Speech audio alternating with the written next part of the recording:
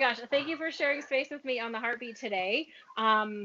This is, I Thank think, you. our fourth time that we get to chat, really, like over the last Yeah, yeah. year. I think it was 3 times we've done kind of just different topics, and then the one time we did the joint conversation. I think. Well, we did the Father's Day special, which was fun, and then we did the joint interview with man. What was? Oh man, the author, Patrick. Yeah, Patrick. Yep, Patrick Yeah. Van Horn. Yeah, Yep. that was awesome. Yeah. So, how have you been? Like, I know we're going to catch up a little bit and I'll just edit some of this out, but I would love to hear about your summer. It was just busy. Like it during the summertime gets to be like the obstacle course racing like championship season. So we have like OCR North American Championships, Spartan North American Championships, Spartan World Championships. It's just one race after another kind of thing. So it was really busy doing that, and then just having fun going to the beach because we live 30 minutes away from Virginia Beach. So going to the beach with Camilla and having that fun summer before kindergarten fun. So Right. yeah, it Wow. was enjoyable though. It was one of those good summers. Yeah, I want to jump into some of the OCR and Spartan stuff definitely, because I have some questions. And just so listeners know who are listening in, we have not done any sort of prep for this. We're just going to be authentic and organic, and just whatever flows is what's going to flow. We did ask our respective communities for ideas, and Jason provided some. Oh man. Will be fun. Your community is awesome. So I think this is going to be a fun show. We do have kids in the background. We have dogs in the background. That's what real life is. So that's what our podcast Yep. is going to be today. So I'm excited to get started. But I really want to ask you a quick question. Maybe I'll just get us started about your Yeah. racing. And so I know this last summer you had an injury, and Yep. I'm curious how, being in such a prime optimal shape and doing all these things and having a knowledge that this means so much to you. How did that affect your, like, I guess your mindset and your racing, really? More your mindset than your racing. Yeah. Yeah, no, I mean, it was definitely the mindset thing. I think more so than anything, it affected. I think racing, it definitely, you saw it, you could see it in the way I place. Like normally, I place much higher like last season than I did this season in a couple different races. And it caused a lot of frustration because it's an Achilles injury. And with the Achilles injury, it just wouldn't go away. The only way it would really just go away is if I just stopped doing what I was doing for a matter of weeks or months. And so that was kind of out of the question because I wanted to get out there and race, and so I continued to kind of train and get out there and race. But I think how it really got to me was as the season kind of unfolded and as it kind of got further and further down the line, I'd be at the start line and, instead of, having a more optimistic mindset, it was kind of like, oh man, I'm going to suck. All these guys are going to beat me. It was kind of that downtrodden attitude, I think. And then after, I'd say it was after Tahoe and I started, I took some time off from after Lake Tahoe and the Spartan World Championships, which was kind of in the end of September timeframe. I took a few weeks and I really just I started focusing on a new event called High Rocks, and it's an event out of Germany. It's kind of a different. It's not obstacle course based, but there's a lot of running involved, and then there's workout stations. So it's more of a like CrossFit type event, but it's got 8,000 meters worth of running in there. So a little bit different. So I started training for that, and I started like focusing a little bit more on lifting legs and doing some, airdyne bike work and not a whole lot of like volume running. And then just for giggles, I decided to go out to Virginia. And last second, I got up at 2 a.m, drove out past Charlottesville, which is about a 3-hour drive, and decided to do a race on a Sunday morning. And it was pouring down rain, which sucked. But I found myself, later in the race in the top five, which I have not found myself in all season long. And so I unfortunately I fell off one of the obstacles, which normally I wouldn't have, but It was just one of those deals. And then but I still finished in the top 15. And I think coming away from that, my mindset, um, it it it was the boost I needed to kind of say, okay, I'm not washed up. I'm not out of this thing. I just needed to recover. I needed to kind of change the way I approached my training. And then the last piece, and the piece that finally clicked in Virginia, and I think it's helped me through training so far, is, hey, you're still in this. You can still race with the best of them. You can still run with the best of them. That's the piece that I think most people, when they lose that, they lose their ability to be competitive. And I was starting to lose it, and fortunately kind of found it at the right time. Was there just something that just clicked like at 2 o'clock in the morning, like I need to just go do this? Or Yeah, I had been debating it back and forth because it was Virginia. The Virginia Spartan was actually my first ever Spartan race that I ran a little over 2 years ago. And so and I didn't get a chance to run it last year because I was I was somewhere else. And so this year I was like, I debated it, but then I was very much on I'm going to heal myself. I'm going to stick to my high rocks training. And then just Saturday night, I just kept like going back and forth. And finally, I remember waking up at like 1 a.m. and just saying, let's just do it. And so I just jumped in the car. I got dressed, jumped in the car at 2 and drove out there. And I'm glad I did. so for people who may not have heard your whole story, I guess we should tell them a little bit.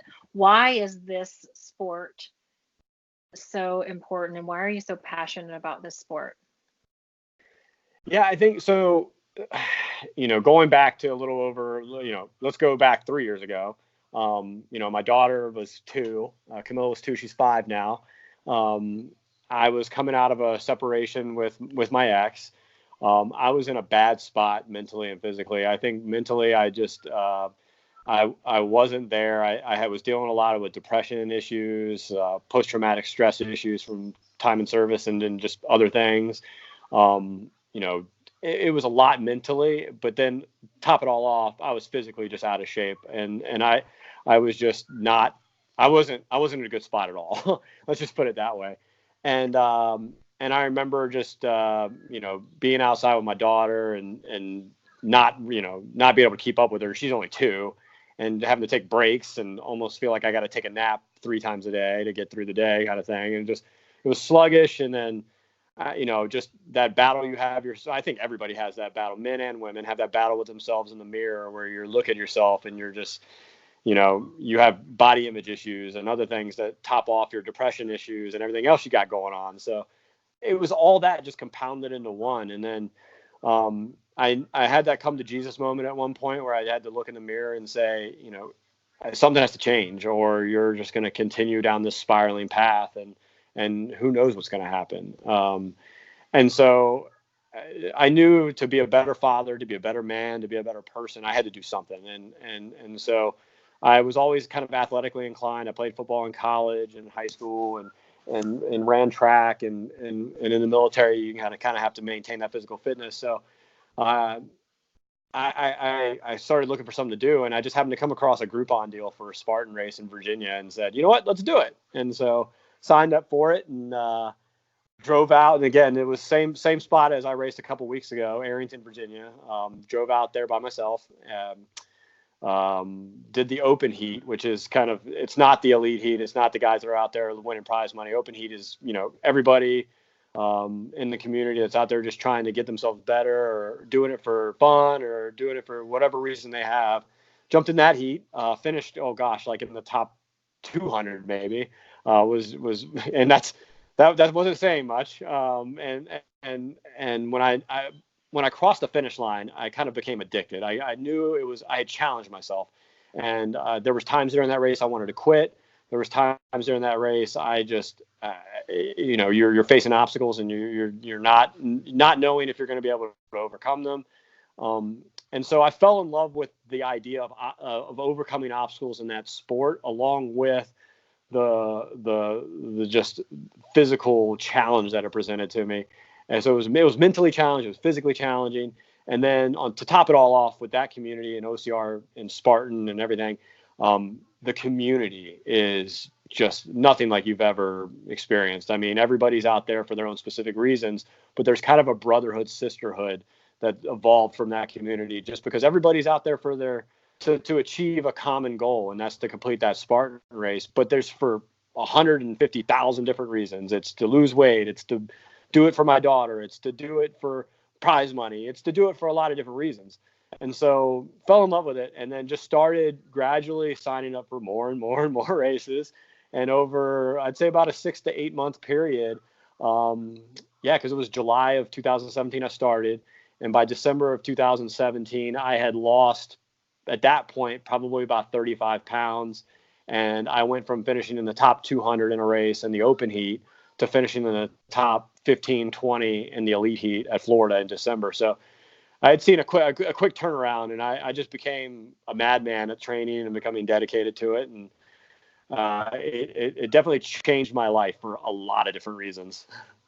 I love that story. I've heard it a few times, and I just get chilled every time I hear you talk about that. And I think for me, it's like, you move your body, you change your physiology, and I know that you know that. And I Yeah. don't think people realize how powerful that can be for people to just start. So I know you and I've had this conversation.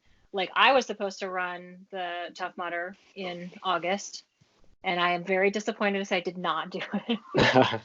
I'm ashamed to be on this podcast with you and say I didn't do it, because you told me just do it. You'll be awesomely fun. I'll get it done. I will. But I think, like, people don't realize, just get up and move.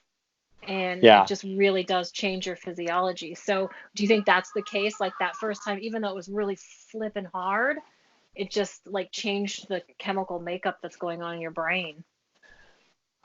Yeah, I mean, I think it was just it was an initial step. I mean, any step is forward and to your goals is the right step. I think I give a lot of people advice regarding that first step, because the first step is actually, I would say, the easier step, to be honest. Like, you can make that decision to sign up for the race. It's pretty easy to get on a computer now and click register and put your credit card number in, and next thing you know, I'm registered for a race. But there's so many steps that come after that to make sure you're ready for it. If you're going to get into a training cycle, starting to eat, right. I don't call it dieting, because it should become a lifestyle. It should be eating right and not dieting. It's those kind of things that are going to lead you in that direction. And where a lot of people fail, and you see this a lot with New Year's resolutioners, for instance, because we got New Year's coming up. After a couple weeks or a month, they may not see this drastic change that you see on The Biggest Loser or some of these TV shows or on Instagram, and they quit, they give up. And one of my role models, kind of, that I had, that I looked towards for motivational talk, was Greg Plitt, and he has this conversation in front of a campfire or a fire one time, where he's talking about just your body, especially if you haven't moved in it in a long time, it's hard clay, and to get that clay moving, it's going to take a while to get it warm and to get it rolling and to get it moving. But once you do, you'd be amazed at what your body is capable of doing once you get it to that point. But getting to that point is going to be difficult. You're going to wake up sore. You're going to wake up tired. You're going to wake up like, do I really want to go to the gym and do that to my body all over again? But I promise you, if you just stick to the plan, it becomes easier and easier and easier. And then the challenges become greater and greater and greater that you want to achieve. I think it's a whole tie into this, and the mental, physical aspects of it. Perfect sense. And so you talked a little bit about New Year's and resolutions, and I just actually posted an Instagram story today about how it's almost insanity. Like, that new year, new you type of thing. Like, yeah, it's insanity. Like, don't wait, just start. Yes. Like, yeah. Don't wait until January 1st. Don't wait until tomorrow. Just start now. And I think people, like, commercials and marketing and all that kind of stuff just has it in our brain that we're like almost brainwashed to, oh, gotta wait till January 1st to make a move. Yeah, I mean, yeah, exactly. I mean, and you see it a lot with just anything. I was like, the I'll start Monday crew. Like, I'll start going to work out on Monday because it's a brand new week. or I'll start tomorrow because it's a brand new day. Right. If it's something that you truly are passionate about and you want in your life, start the next second, start the next minute. I mean, let's not wait, because the longer you wait, the longer you put it off, the more it's not going to get accomplished, the more it's not going to get done, because life happens and you realize, okay, well, maybe I should put that off for a little bit because of this or that or the other. And next thing you know, it's 2021 and you're making the same resolution you made in 2020. Right. It's what you make a priority, right? What you focus on is what you get. And if you focus on procrastinating, you're going to focus on procrastinating. That's just the plain and simple fact of it. So let me ask you about priorities. Like what priorities? Like, I know that your daughter is like your number one priority. Oh yeah. Aside from her, she's so cute. Like, how do you prioritize your day as far as like what you think about? I think that would be helpful for maybe people to understand sort of a little bit of inside your mind. Yeah, I think, I mean, like anything, I think everybody's got goals. Everybody's got, they want to either get a promotion at work, or they want to accomplish some race, or there's 7,000 billion gajillion goals out there that people want to accomplish. I kind of wake up with those goals in mind. Like the minute I wake up, it's the things that are foremost on my mind, which number one's going to be my daughter, obviously. But number two is going to be, I want to, this past year, for instance, it was Spartan World Championships. I wanted to be at Lake Tahoe. That was my number one goal. It was I had some physical goals that I wanted to meet in the weight room, as far as weights and run times and things like that. And so those things were foremost on my mind. And when those things are foremost on your mind when you wake up, you kind of almost backwards plan from there into the, well, if I want to accomplish that, this is what I'm gonna have to eat right today. I'm gonna have to make sure, whatever I'm eating is dialed in. I'm gonna have to do this and this and this on my training schedule. And let's just say life does present obstacles. Like sometimes Camilla's gonna get sick and I'm not gonna be able to train the way I want that day, but I'm going to make some trade-offs throughout. But ultimately, it's one of those things where your goals have to be at the forefront of your mind from the second you wake up until the second you go to sleep. And then what I never want is I don't ever want to lay my head down in the bed at night thinking I could have done more today to accomplish what I want to in the future. I don't want to regret a daily, I have kind of a daily regret list almost. Was, man, I should have done that. I wish I would have done that. But instead of saying I wish I would have done it and not change it, I try to affect what my tomorrow is going to look like and the next day is going to look like based on what I didn't accomplish today. So it's very much just a goal-oriented mindset, and whatever your goals are, the priorities are set from there. So if you want to, win a Spartan World Championship, or, qualify for some big event, or do something, big with your life, you may have to not go out on Saturday night and party and drink to accomplish that goal. So what's going to be the bigger priority? Hanging out with your friends and staying up late, or watching Netflix or doing those things, or getting a good night's sleep, waking up, meal prepping, doing all the things you need to do to accomplish your goal. So that's kind of where it plays in. And so I talk to people all the time. It's before you make that decision, is it a desire, a want, or a need, and does it directly impact or affect your ability to accomplish your goal? And if it's a want and it doesn't get to your goal accomplishment, and you have other things that are needs that can get to your goal accomplishment, then why are you doing it? That's you have to start asking yourself those questions. And so that's kind of just the advice I give people regarding how I kind of prioritize things in my life. I like that. And I think what you hit on, like your why, like why are you doing what you're doing type of thing. I think people don't realize the power in figuring out what your why is. Sometimes people just do something to do something because everyone else is doing it, and they don't have that why behind it. And then you can't sustain it if you don't have a true, just, why am I doing this? Like a full understanding of what that really means. I think you can get yourself in trouble. Yeah. No, I mean, I think one of the most powerful quotes I heard regarding the why was, if you know your why, the how will, like, the how will figure itself out. Like if you know your why and you know your goal, the how it's going to get accomplished will eventually figure itself out. Because if you're driven enough and you know your why, you're going to get there. Yeah, it's just a mindset over matter kind of thing. And I've kind of noticed that in my own life is if my why is powerful enough that I'll figure out and I'll make whatever I need to make a priority to get that goal accomplished and to get whatever I need accomplished to meet that priority. So yeah, I mean, that's one of the most powerful quotes that I remember hearing, and I've kind of lived by that is if you know your why, your how will figure it out. So if people follow you on Instagram, they see that you never stop. Like you are always going, always doing something. And so do you ever want to say, I just want a day off? Like I don't want to do something today? Or do you Yeah. feel like that's a slippery slope for you? No. Definitely. I mean, I definitely take some time off.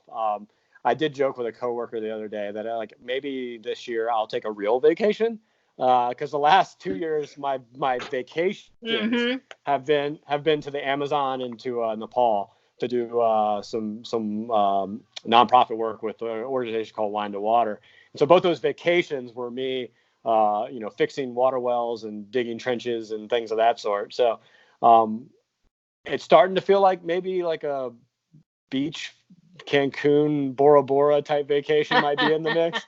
Right. Because I do feel like you can burn yourself out. Don't get me wrong. And I've definitely had those moments, but I'm kind of fortunate that I have Camilla to balance me out in a lot of cases. Where if I didn't have Camilla around, I think I'd burn myself out very quickly. But with her, the opportunity to sit on the couch at the end of the night for those 2 or 3 hours that I have her, that she's off the bus at home with me, not about to go to, we're not getting ready for bed and all that kind of stuff, but we're just kind of hanging out together and maybe doing homework, maybe reading, maybe watching SpongeBob SquarePants. I don't know. Those are the moments that I think allow me to recenter. Even though it's not something that I would do for relaxation. I mean, SpongeBob's laugh just scratches at my brain, but but I mean, it's one of those things where it allows me those moments to just kind of recenter and spend time with her at the same time. So it's kind of a win-win. And for me, I mean, I get a chance to spend time with my daughter and be there with her, but it also allows me so that break in mindset. And then I'll be honest, like tonight, once I'm done here, I'll work with her, put her to bed, and then I'll be on the treadmill getting some miles in that I didn't get earlier today. So it's kind of always on because my thought and my mind keeps running, but there are those moments that allow me to kind of center myself, and I do think those moments are necessary, or I'd probably be laid on the side of the road right now. I just had a conversation with this woman at the beginning of the week. She's a organization coach, and she helps people Mm-hmm. get organized not only in their physical space but in other areas of their life. And one of the questions that her community had for her was, is there a space to, is there like a thing as being too organized, like being obsessive? And so that's my question to you. Is there, and you kind of answered it, is there a time when you're like too on all the time, or is it like obsessive? And so you kind of said that Camilla just kind of balances that, but that's a thing, right? Yeah. I mean, that's a thing. I think I wouldn't say like I'm organized to the nth degree. Like there are definitely things that I procrastinate on, and I'll be one of those ones that'll say that I do my best work when I procrastinate. It's the rush to get it done quickly. But yeah, I mean there are times where I find myself kind of unorganized and things are kind of out of sorts in some ways. And I'll be honest, during those times, I almost have anxiety attacks because like it's something that I've had to learn over time, and I think it's helped me with just relationships with everybody, from my parents to friends to family to everybody, where learning to kind of, especially with Camilla, learning to let go a little bit and not have to worry about having 100% control at all times. It can be kind of relieving and kind of be a breath of fresh air in a lot of cases. And so I've had to learn that the hard way, because I tended to be a very perfectionist. If my shirt wasn't in the right spot in the closet and I couldn't find it in 5 seconds, it was, oh my gosh, the world's going to end. But I think that's changed over time, especially with children. That definitely has changed. That makes a lot of sense. And, I want to kind of circle back around and talk about this community in the OCR community and the Spartan community. And I know when we've chatted in the past, and maybe it was one of the times that we shared space with Patrick, and you both, are in the military. Does that Yeah. that sense of community from being in service to the sense of need for sense of community now, do you feel like that's where that might come from? Or is it just that we're people and we are supposed to be in tribes of people and, not be single solo? Yeah. No, I think it's definitely both. I think there's a natural inclination to want to be around a group of people that have a similar mindset, similar,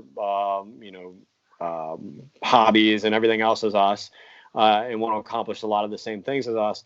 But I think that my military service, and I think this is where Patrick and I were coming from, it becomes more ingrained in you, and then I think the experiences are a little bit more, I don't know the best word, traumatic, I guess. They're a little bit deeper, because of the experiences you have with these individuals. You're going from, I have a set of friends that I have in high school that we hang out together because we all play football together, to now we're all in the military, we're all responsible for each other's lives, and then we could be involved in explosions and firefights and other things. So I think the relationships from the military service are just deepened by the experiences you have versus the normal human interactions that you'd have with other groups of people. So I think that's kind of what drives that need to want to be around a community of people.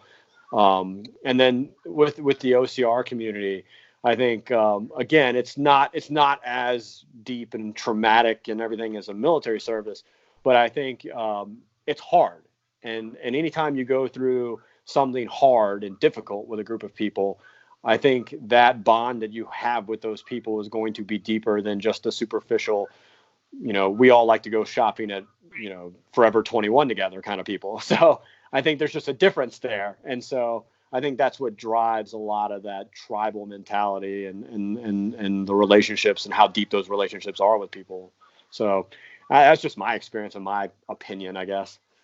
So do you think that, with the OCR community, do you think that sense of vulnerability, like you're vulnerable in front of other people who are trying to do the same thing that could be equally as hard, or you might see someone who's having a little bit more challenge getting over an obstacle that shows, other people, I'm vulnerable. And so it's like, I'll Yeah. help you. I'll help you. Like, that's what I've noticed in, just reading some of the comments that people make on your page and some of the stuff that, I've just seen in a few other people's. That vulnerability, I think, is really huge. Yeah. The vulnerability and transparency, I think, and that's really, I mean, one of the things that's helped me, I think, a lot in all my relationships and all the interactions I have with everyone is that no longer am I trying to hold back or try to like put off a certain facade of, what people think a man should be or what people think a veteran should be or these kind of different things. I'm just trying to be myself and trying to be open and transparent, and vulnerability is part of that. And I think it makes relationships stronger. I think the ability to say, I struggle with something, or I have an issue with something, or just anything that makes you feel vulnerable, and you're willing to share it. I think that bond with whoever you're sharing it with is just going to become everything but strong. It's just stronger overall. And I think that a lot of my followers wanted to hear about dating and relationships, and I think that's one of the things that makes a relationship stronger, to be honest. And that's something that I probably did not, and I probably, well, it wasn't probably, I did not do a good job in my past relationships with, is just being open and vulnerable and honest with my significant other and saying, this is what I'm struggling with. This is who I am. I tended to clam up and to become sheltered and put that wall up. and those people want to help, and they're trying to chip away at the wall, but I'm not letting them in. And I think overall that just damaged the relationships more. And I think having a couple years under my belt of just slowly saying this is who I am, and you're getting to the point now where, yeah, I'm saying that to 21,000 people on Instagram, which is scary, definitely scary, but then I get messages in my inbox from people that are saying I'm going through the same thing. Thank you, and that maybe if I can just give that one person some the courage to say, hey, look, I'm struggling, and that could be one relationship saved, that could be one life saved. I don't know, but I'm willing to put it out there and try to help. Just reading my mind, because I was looking through your Instagram page, and there's a post that you posted a while back. It's a black and white photo of you, and it's a super vulnerable post. I know you know which one I'm talking about. Yeah. And I was going to ask you about that, because your circle of 21,000 friends wanted to know about dating and relationships, and that, and for people who are listening, it's a powerful message of a man being vulnerable, and it was beautiful. And I was just curious, like, if you wanted to share about like what was going on, if it was just like, I just need to get this out and just put it out there, or how did that come about? Well, I think it came during a time, and like came right after a time where there was a lot of things going on that were good in my life, to be honest. I mean, like I had just gotten back from Nepal, and I was right before that I was in Men's Health magazine, and there was just a lot of goodness. And then you started hearing the influencer thing thrown around a lot, and then getting messages to support brands and everything. And I think it just gets to a point where people think that a lot of people that show nothing but the greatness on Instagram, lead these perfect lives, and that they have no struggle. And I kind of wanted to just break that mold and just say, hey, look, to get where I'm at, it took years and years. I'm 38 years old, and like this has only really happened for me over the last couple years.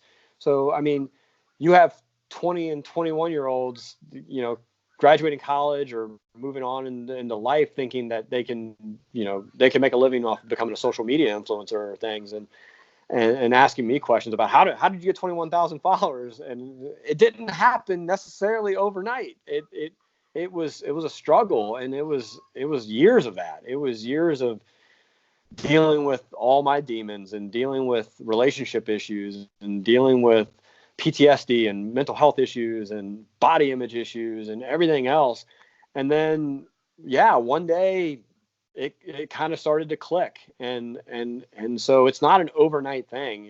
And everybody that you see on social media that is successful, I can almost guarantee you that the ones that are truly influencers, the ones that truly have a message, and that truly are making a difference in people's lives, their struggles are there, and they've had to deal with them. Because I haven't met one person that's gotten to where they're at without having something happen to them that was kind of a driving force, a driving factor for them to make a change, or to want to meet or accomplish a certain goal.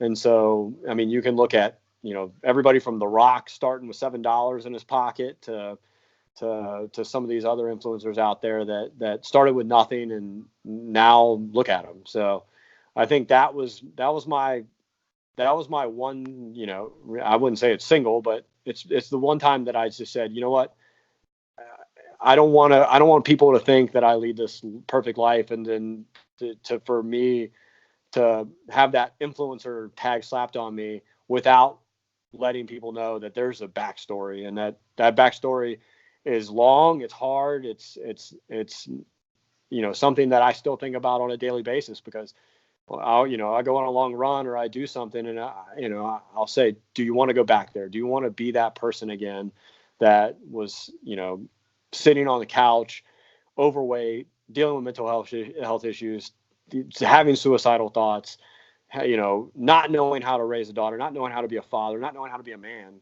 And, the answer is no. The train's going to keep moving forward. And so that struggle has led me to where I'm at this point. And so to everybody out there, you might be going through a struggle right now, but I promise you, if you just keep putting that foot in front of the other and you keep working at it and you keep working towards your goal, you're going to get there. It's going to be better. And things are going to be okay.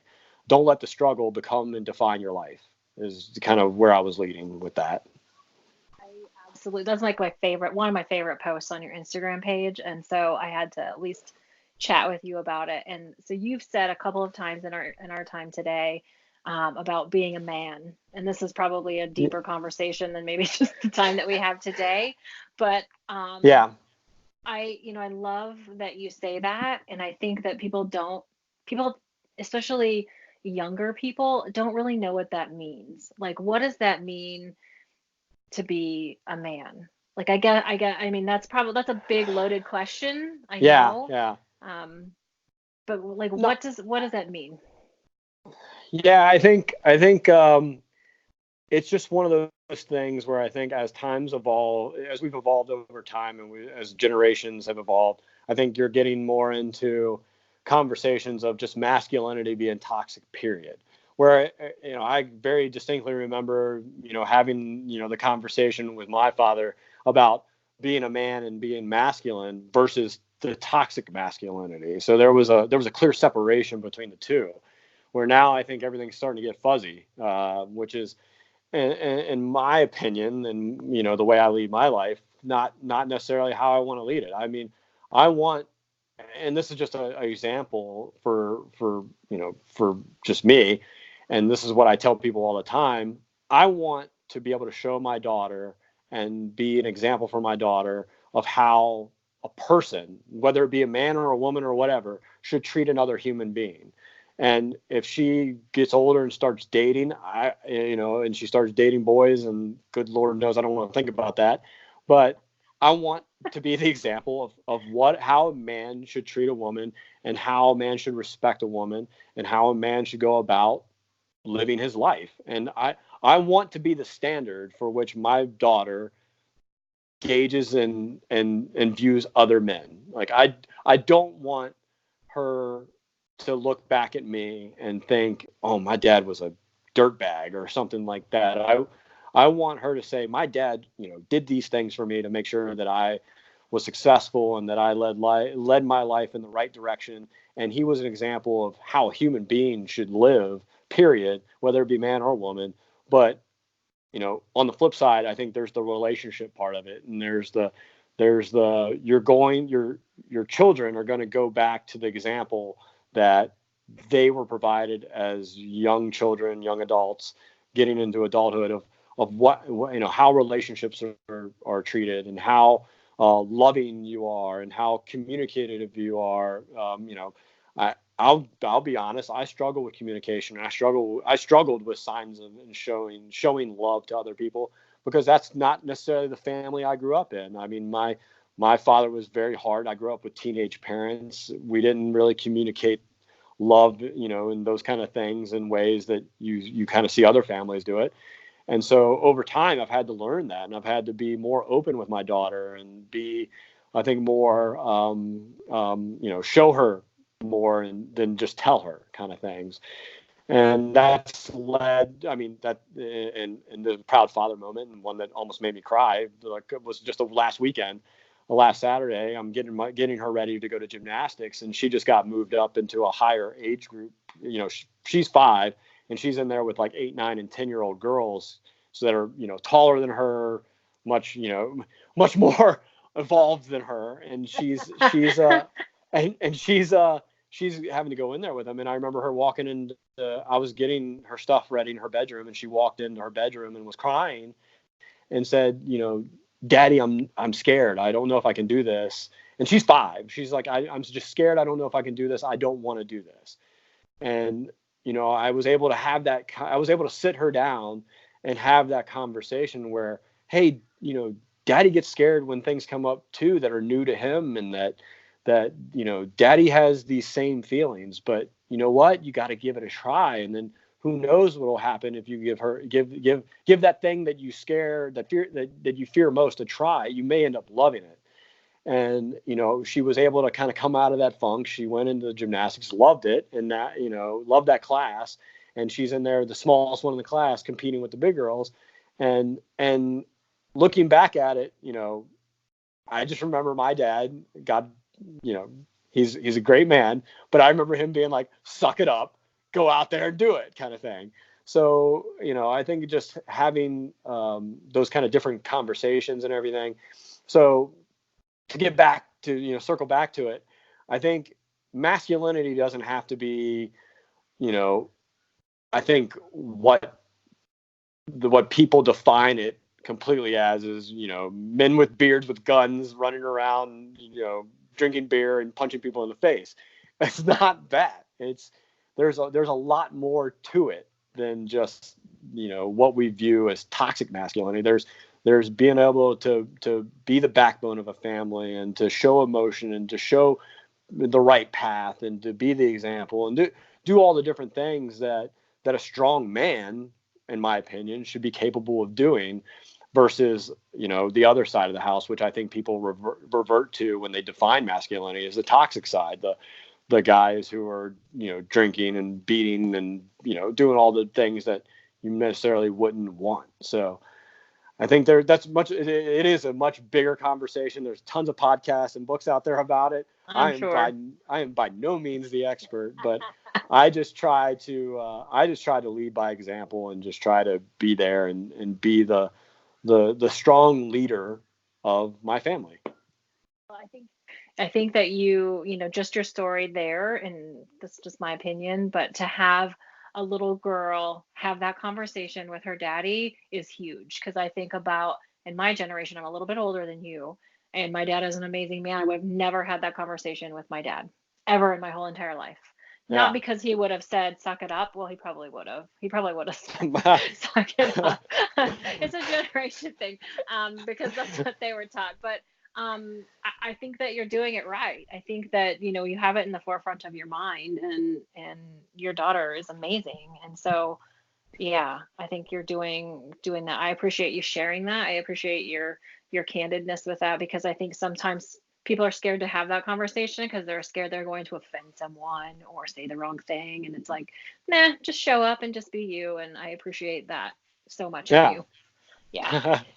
So we do have to talk about relationships and dating a little bit more, because that's what your people want to hear about. So I'm curious, why do you think they wanted to hear about that? I don't know, to be honest. I think there's definitely a side of the house. I put a lot of fun memes out about dating and love life and stuff like that. I think people are intrigued by it. I think there's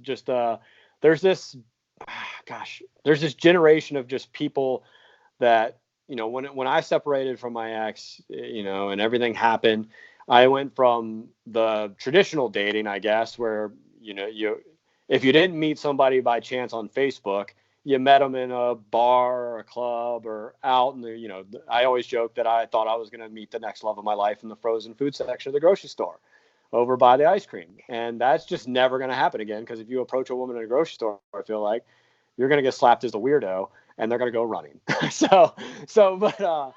I think it's just it's a different time. It's a different, now, dating is as easy as getting on Bumble or Tinder or whatever, the Hinge or whatever the dating apps are, and left swiping, right swiping. And I feel like it's become a game now, and it's become, instead of a way to meet people and date, it's become kind of a way to boost your ego and collect names for these are all the people that like me, or these are all the people that think I'm pretty, or that, those kind of things. It's become very superficial.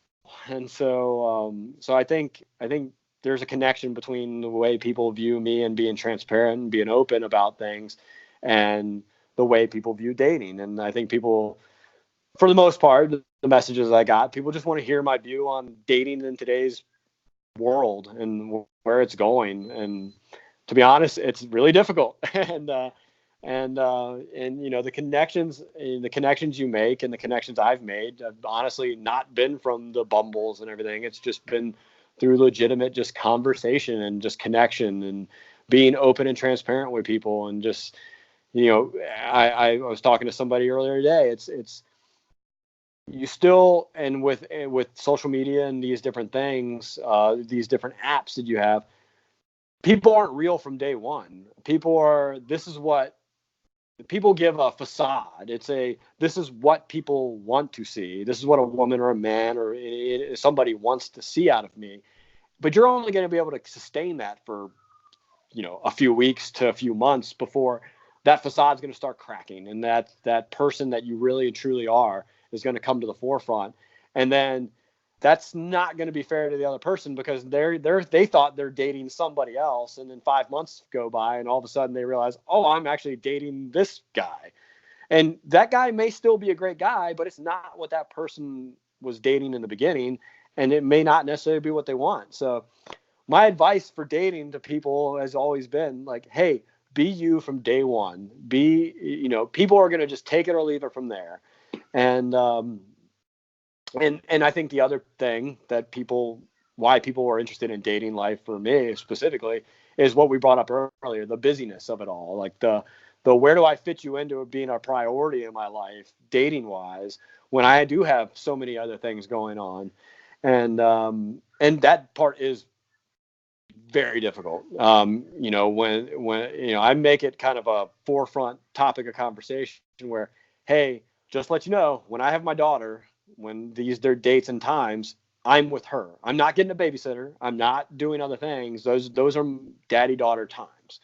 Now, over time, if the relationship evolves to a point where it's very serious and, you know, we can move forward, yeah, babysitters will probably have to become part of the routine, because, you know, it's a different phase in that relationship. But date 2, I'm not going to go find a babysitter for Saturday night if I have Camilla Saturday night. We're going to have to figure it out on Monday night or something like that. So, you know, that's just one of the things, is making dating a priority. And it's, I'll just put it this way. It's not number 1. It's not number 2. It's probably not number 3, 4, or 5. You know, if I can fit it in, I fit it in. But if I meet somebody that just is the wow factor and just amazes me and makes themselves kind of priority number 3 or 4, okay. But you know, it hasn't been thrown in my face yet like that, I guess. Right.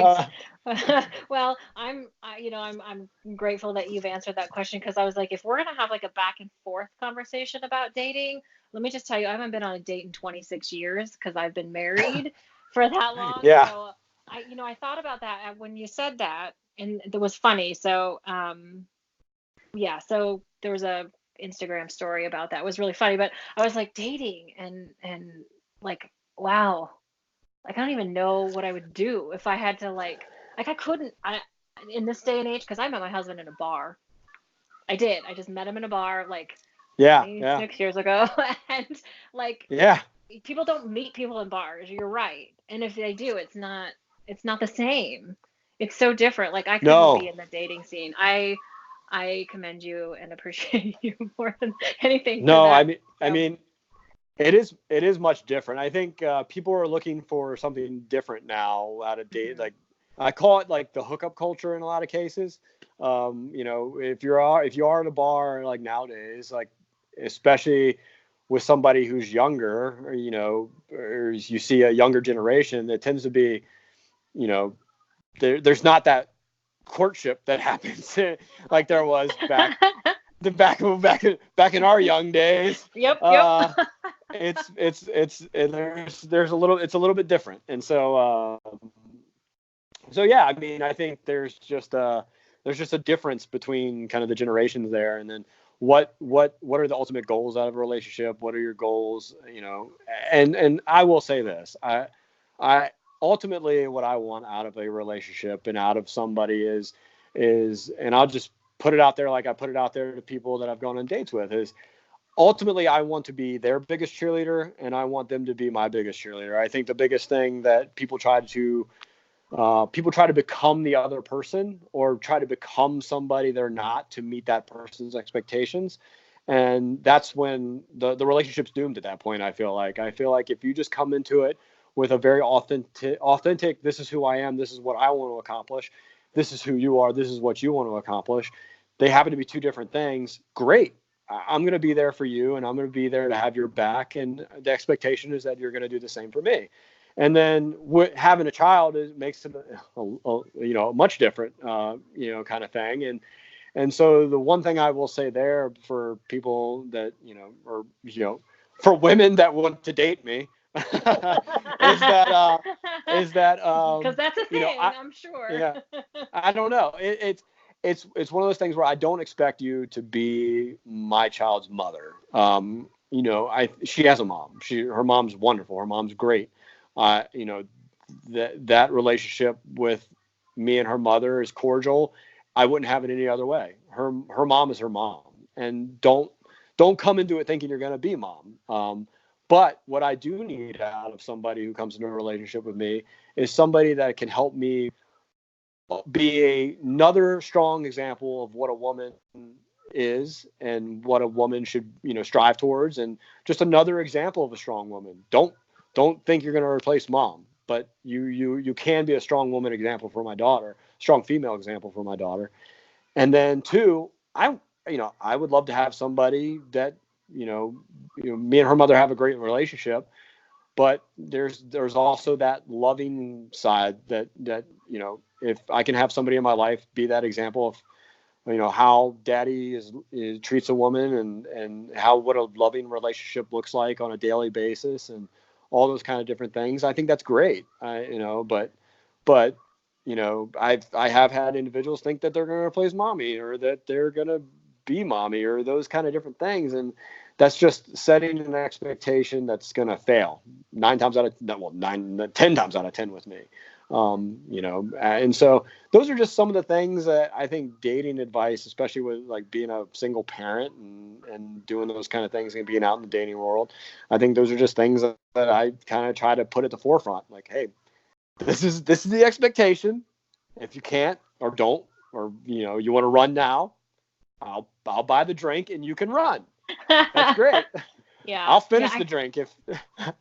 Yeah, I think that your point about, and it doesn't matter if it's a mother or a father, but coming into a relationship that there are children present, like having that understanding and that expectation sort of set forth is probably really helpful, because I think a lot of times people go into relationships and they don't know, and they Yeah. guess. And so if you can be clear and they can be clear, like, here's what I can do, as far as, in a relationship, or here's what I need. I think it's the need. Like, so if you speak your needs, Yeah. then you've been clear, because if you're going into a relationship with a woman and they're like, well, I don't know, does he want me to do this with his daughter? Like, how does that work with the daughter? Like, so being upfront and clear, I think, is really, really important in setting that expectation. So I think it's great advice from the non-dating chick. Yeah. Yeah. No. I mean, and I'll be honest. There's been only one real person that I've really truly dated that's met Camilla, and so I think there's a protection factor there. It's for me, it's hey, look, you're probably never gonna meet her unless things are serious, or there's a possibility of things being serious. And so what I don't want to have happen is for our relationship to fail and then also break my daughter's heart. And there's all these different impacts. I don't want to be, I guess, the revolving door. I don't. Yeah, so I don't want her to see daddy in a different relationship all the time. And let's just be honest, daddy's not in a lot of relationships anyways. So it's just one of those things where it's there's a protection thing there for me too. Is just I want to protect her heart just as much as I want to protect my own. And so yeah, I mean, there's a lot to it, and so it's definitely changed over time with the way people have gone about dating and dating life now. And I tend to be a little bit more old fashioned in some ways. I've had to learn how to be kind of new generation in some ways to kind of keep and adapt and overcome some of the obstacles that are out there. Was it military mindset, adapt and overcome? But is that from the military? adapt Oh and my gosh. overcome. Yep. But Yeah. but That's yeah, I it. mean, it's there's a lot to it, and then there's definitely the desirements that I have. I mean, I'm 38, I'll be 39 next year. There is that small desire that to want more children, and I probably wouldn't call it a small desire. There is a desire to grow, to have a bigger family and to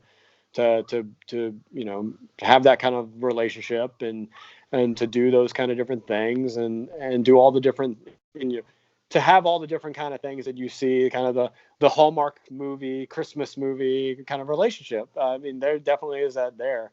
So, I mean, there's a lot to it. And, the logistics of it all is definitely an issue. So, yeah, we'll see how it all kind of goes about and how it all changes over time. But right now, I mean, I think the best thing for me is just kind of keep my priorities straight, keep plugging along. And if somebody happens to come into my life that kind of supports that and kind of,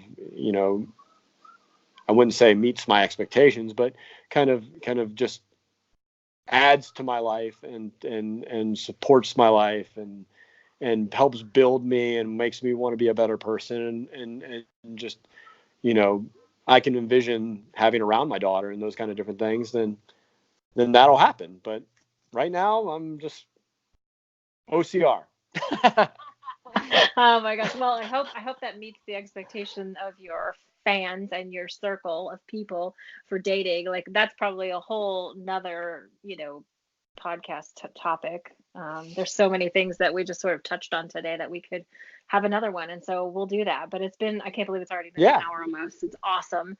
I love sharing space with you. I love having conversations with you, and I think what's fun about this last piece is like I bet you people that follow you on Instagram who really take the time to get to know you and to really read what you say and not just look at you know this about you. But if people Yeah. just skim it, they're like, oh, and they're Yeah. like, oh, I bet you he's got everybody knocking on his door and he's got this and that. So I think it's probably just Gosh. Yeah. Yeah. I mean, based on some of the comments I get, I mean, like, yeah, you're right. It's definitely like, oh, he has his choice. Like, well, I don't kind of treat it like that. And no, I don't. No, I don't. It's not quite that easy. It's not quite that way. And I think that's just again prioritization of my priorities and the way what I want out of my life. And so hmm I think it's just I'm a still little bit listening. different. No, Yep. you're good. But yeah, I think there's the very superficial thing, and I think honestly that can be a hindrance as well. I think with a lot of us in life, we view the opposite sex and we view the same sex, and no judgment. There's a lot of different relationships out there, but I think we always want the relationships with people that have more than us in a lot of ways, or they're achieving what we want to achieve, or there's just a lot of different things, layers to the desirements there. There's so I think what people see on paper is, yeah, on paper, it looks like I have my life together, at least. It's the dad, the PhD, the athletic side, the sponsorships, all the different things that make someone desirable, I guess, on paper. And then people, once they get into my life and like once I let them in, and then once they start seeing what we talked about earlier in the very beginning of this was oh my gosh, he doesn't turn off kind of thing. It can overwhelm someone, and then they go running for the hills. It's one of those things where, yeah, on paper it looks great, but once I kind of let you in, and then we hit that go button, and you're on the go with me. Are you going to be able to hang? Are you going to be able to kind of support that? Are you going to be able to live with that? There's a lot of different things there that are, I guess, they set themselves up to be more hindrances than the desirabilities. So we'll just leave it as that. That sounds great. Awesome. Well, I won't keep you anymore because I know it's time because SpongeBob is probably like not important anymore in the little girl's life and she Oh needs her no. daddy. So No, so I don't know if you know what LOL dolls are, but so I got her new LOL doll, so she's been playing with that, and then she does these, and to all the parents out there, I just now got into the watching of the YouTube videos where the children and other adults open the toys, they do the unboxings and yeah, other yeah, yeah. things. Hmm. Yeah, that's really, yeah, that's where she's at. So she watches other people open up toys, and that's where we're at. And so she's enthralled with that. And so I probably don't even exist at this moment. We're already getting to that point in life. No, no, no. Oh my gosh. Oh gosh. So, share with the listeners how they can follow you. You're Instagram pretty much only, right? Yeah, I mean, I have a Facebook, but like I don't really use it a whole lot.